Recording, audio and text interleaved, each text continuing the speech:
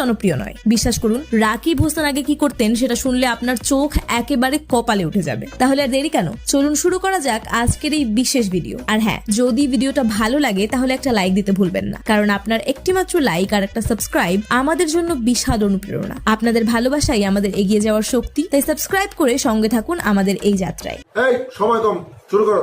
4 নম্বরে রয়েছেন ঋতু হোসেন।